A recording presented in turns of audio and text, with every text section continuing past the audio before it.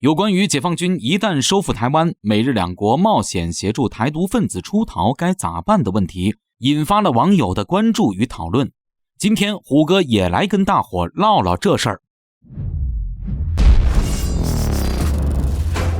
各位老铁们，大家好，欢迎收看本期迷彩虎，我是虎哥。台湾局势近一段时间的持续紧张，引起了不少网友的关注。就现在这个情况而言，民进党当局在挟洋自重、以武拒统的道路上越走越远，美日等势力也是接二连三的在暗地里为台独势力站台。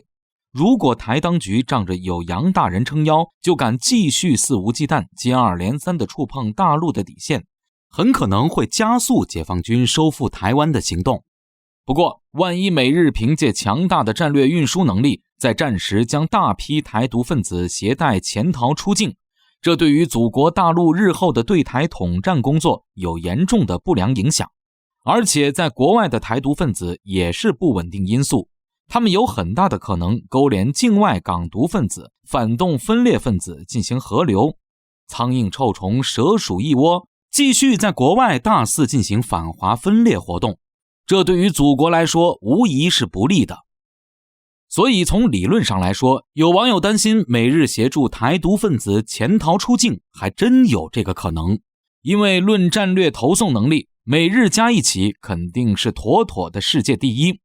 即便是战略投送能力和美国具有明显差距的俄罗斯，都可以在一天之内将数十架运输机、200多辆装甲车和3000多人投送到哈萨克斯坦境内，更不要说美国了。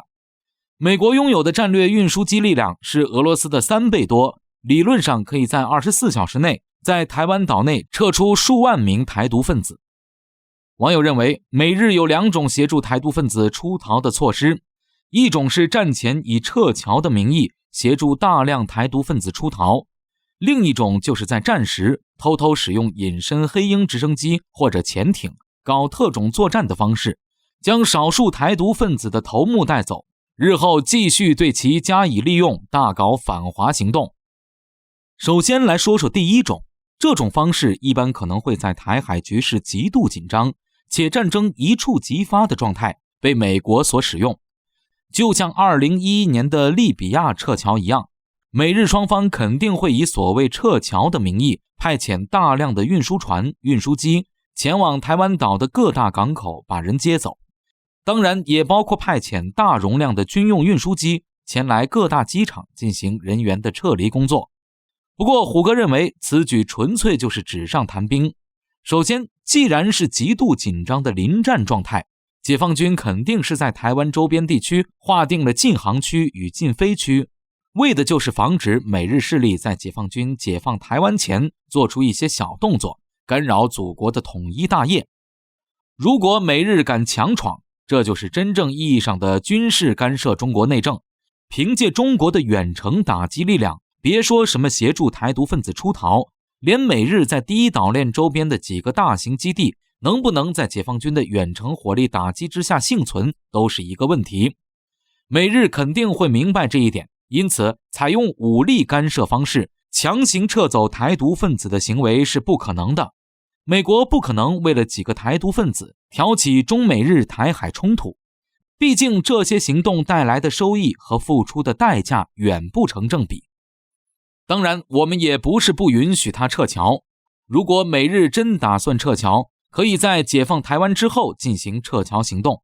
当然，机场和撤侨的人员肯定得由解放军一一排查核验身份，省得有台独分子浑水摸鱼，这样便能破解美日当局的阴谋诡计。